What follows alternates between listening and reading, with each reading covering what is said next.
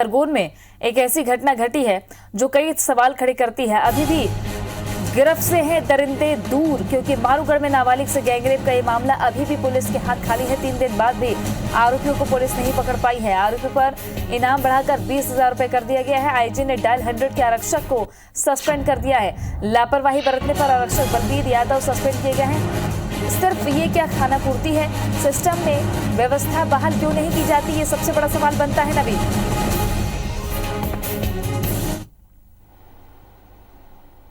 देखिए बिल्कुल खरगोन में जो घटनाक्रम हुआ है 3 दिन पहले गैंगरेप हुआ है। उस लड़की के साथ अमानवीय बर्ताव किया आरोपियों ने।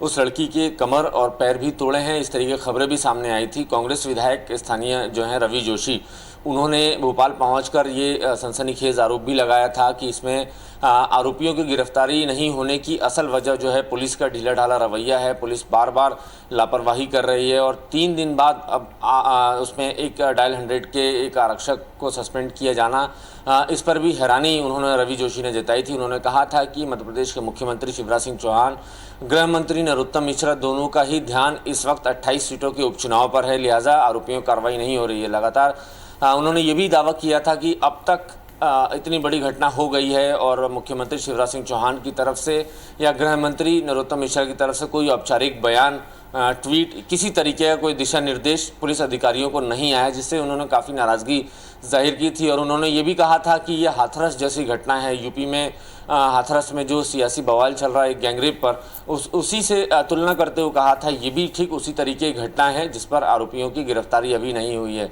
इसी के साथ न सिर्फ खरगोन में बल्कि नरसिंहपुर में भी इसी तरीके का कुछ वाकया हुआ था। गैंगरेप हुआ, गैंगरेप के बाद पीड़िता थाने पहुंची शिकायत लिखवाने, उसकी शिकायत नहीं लिखी गई।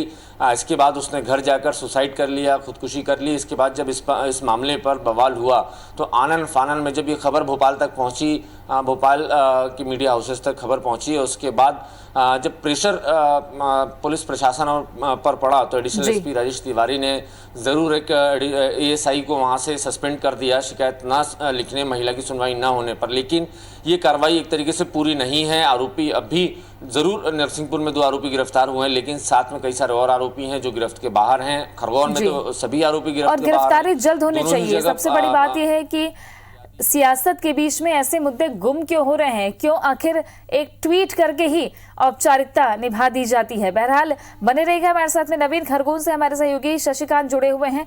शशिकांत, 3 दिन बाद भी आरोपियों को पकड़ नहीं पाई है पुलिस। ये 3 आरोपी कहाँ के बताए जा रहे हैं, इनकी कोई पहचान, क्या कोई क्लू मिला है, और अभी पुलिस की क्या कार्रवाई है आगे इस पूरी घटना में? जी मैं बता दूं, खरगोन जिले के मारूगढ़ में नाबालिग के साथ हुई सामूहिक ज्यादती की घटना के 3 दिन बाद भी पुलिस आरोपी तो नहीं पहुंच पाई है। पुलिस लगातार 10 टीमें बनाकर जांच टीम की सर्चिंग की जा रही है। इसके अलावा 10 टीमें भी पुलिस द्वारा लगाई गई है, लेकिन अभी तक इसमें कोई भी सुराग नहीं मिल पाया है। वहीं इंदौर रेंज के आईजी योगेश देशमुख भी मारूगढ़ पहुंचे और उन्होंने पीड़िता सहित परिजनों से चर्चा करने के बाद में पुलिस अधिकारियों को और त्वरित कार्रवाई करने के निर्देश दिए गए हैं। वहीं शुरुआत में लापरवाही मानते हुए 100 डायल के आरक्षक को सस्पेंड कर दिया है, जबकि निमाड़ रेंज के डीआईजी द्वारा इनाम राशि 10,000 से बढ़ाकर 20,000 रुपए घोषित किए। बता दें कि 3 दिन बाद भी आरोपियों की गिरफ्तारी नहीं होने से परिजनों सहित गांव में भारी रोष देखने को मिल रहा है। वहीं पुलिस द्वारा गांव-गांव पहुंचकर आरोपियों की जानकारी जुटाई जा रही है। बता दें कि आरोपियों द्वारा इंदौर से बाइक चुराकर यहां पर खरगोन के मारूगढ़ पहुंचे थे, जिसके बाद में घटनास्थल पर ही बाइक छोड़कर वे फरार हो गए थे। अब पुलिस की जांच महाराष्ट्र सहित इंदौर से आने जाने वाले राजमार्ग पर सीसीटीवी कैमरों पर भी नजर है, और लेकिन फिलहाल अभी तक आरोपियों की गिरफ्तारी नहीं हो पाई है।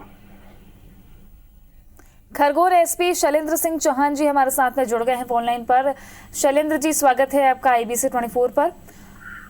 मारूगढ़ में ये जो घटना हुई है नाबालिग युवती के साथ में, जी, अभी तक से आरोपी नहीं पकड़े गए हैं। क्या कोई सुराग मिला? कौन थे ये लोग, कहां से आए थे, कहां तक पहुंची इन्वेस्टिगेशन? ये जो लोग थे संभवतः जहाँ तक अभी तक हम लोग की इन्वेस्टिगेशन हुई है उसमें कहीं लोकल के ही व्यक्ति हैं जिनका संभावित है कि इन्वॉल्वमेंट लग रहा है सब में।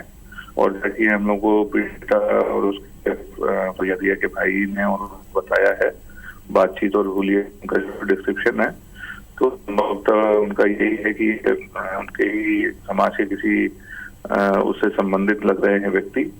तो अभी तक उनका आइडेंटिफिकेशन जो है वो डायरेक्टली अभी नहीं हो पाया है। बाकी हम लोग उनका पूरी तरह से पता लगाने में प्रयास कर रहे हैं। अच्छा, ये भी खबर है कि गांव-गांव जाके शिनाख्त किए जा रहे हैं, तो गांव वालों का क्या कहना है? समाज, जैसा कि आप अंदाजा लगा रहे हैं समाज के हैं, क्या कोई पहचान उजागर कर रहे हैं लोग? देखिए, अभी तक तो इस तरह की कोई लीड हमारे पास नहीं आई है, लेकिन हम लोग की घटना जो है तो समय है जिस हिसाब से हुई है, तो इसकी संभावना है कि कोई आसपास के किसी उससे संबंधित व्यक्तियों की होने की चांसेस ज्यादा है।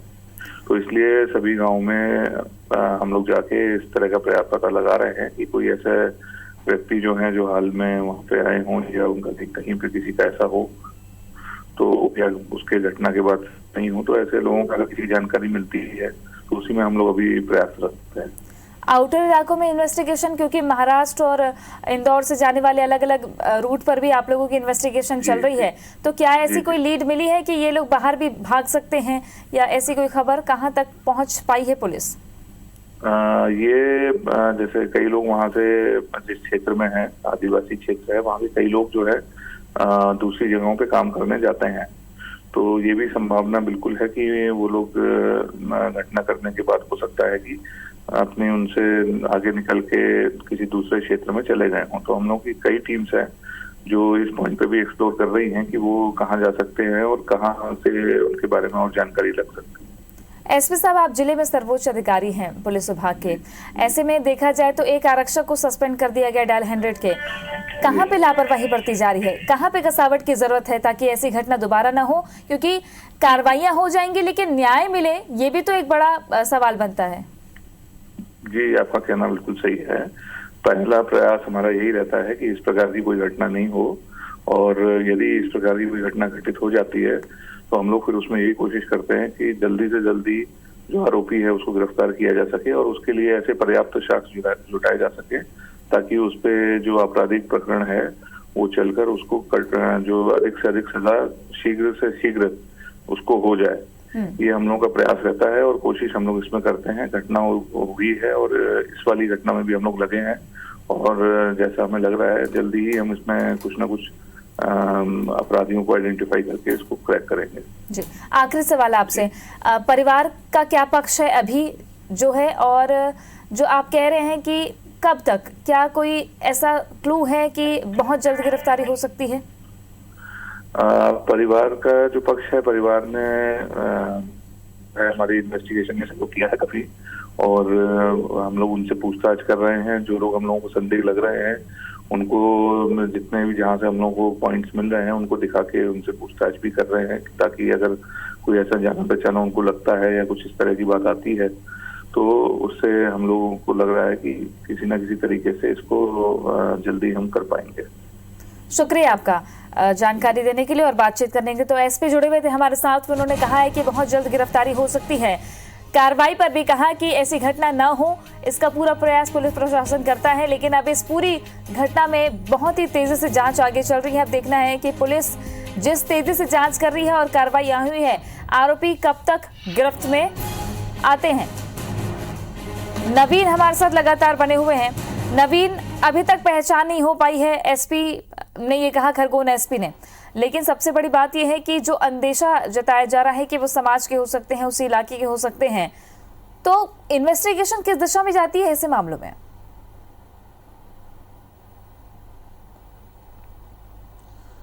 देखिए, फिलहाल जिस तरीके से पुलिस लगातार पूछताछ कर रही है, कई सारे लोगों से क्लू मिला होगा और कई सारे मसलों पर पुलिस खुलासा इस तरीके से नहीं कर सकती। हो सकता है कुछ मेजर क्लू मिल चुका होगा, पुलिस उस दिशा में काम कर रही होगी, और चूंकि एसपी साहब इस तरीके से नहीं बता सकते ताकि आरोपी अलर्ट हो जाएं, हालांकि खरगोन जो है वो नेशनल हाईवे के आसपास है और चूंकि महाराष्ट्र लगा हुआ है तो पुलिस को इस बात की भी आशंका है कि आरोपी जो है वो इस वक्त खरगोन में नहीं होंगे, चूंकि इंदौर से अगर बाइक चुरा के वो खरगोन पहुंचे हैं और इतनी बड़ी वारदात की है और उसके बाद जब इतना इस तरीके से हंगामा हुआ होगा तो कम से कम आरोपी अगर खरगोन में नहीं होगा वो बाहर जा सकता है। पुलिस को इस बात की भी आशंका है और ये भी जरूर है कि पुलिस ने उस दिशा में अपनी टीमें भी भेजी होंगी। बार बार सरकार की तरफ से भी ये दावा किया जा रहा है कि आरोपियों की जल्द गिरफ्तारी होगी और जिस तरीके से न सिर्फ गांव वाले बल्कि आसपास के गांव में भी पुलिस की सर्चिंग चल रही है और चूंकि बाइक जहां इंदौर से चोरी हुई है तो पुलिस की टीमें इंदौर में भी लगातार तलाश कर रही हैं आरोपियों की और कुछ न कुछ क्लू की उम्मीद में है पुलिस और हमें भी उम्मीद है कि जल्द से जल्द आरोपियों की गिरफ्तारी होगी। जिस तरीके से आईजी से लेकर एसपी सभी अब अलर्ट मोड पे हैं, चूंकि अब सभी को इस बात का ये लगने लगा है कि अब ये मामला जो है काफी तूल पकड़ता जा रहा है और इस पे अगर सियासत शुरू हुई तो बड़ी मुश्किलें पैदा हो सकती है मध्य प्रदेश सरकार के सामने। और बेहद जरूरी है जो अपराध है उस पर लगाम लगाने के लिए अपराधी को दंडित करना ये बहुत बहुत जरूरी है। ऐसे में अगर पुलिस प्रशासन दिशा में काम कर रहा है तो उम्मीद है कि बहुत ही जल्द आरोपी पुलिस की गिरफ्त में होंगे। शुक्रिया आपका नवीन जानकारी के लिए। और शशिकांत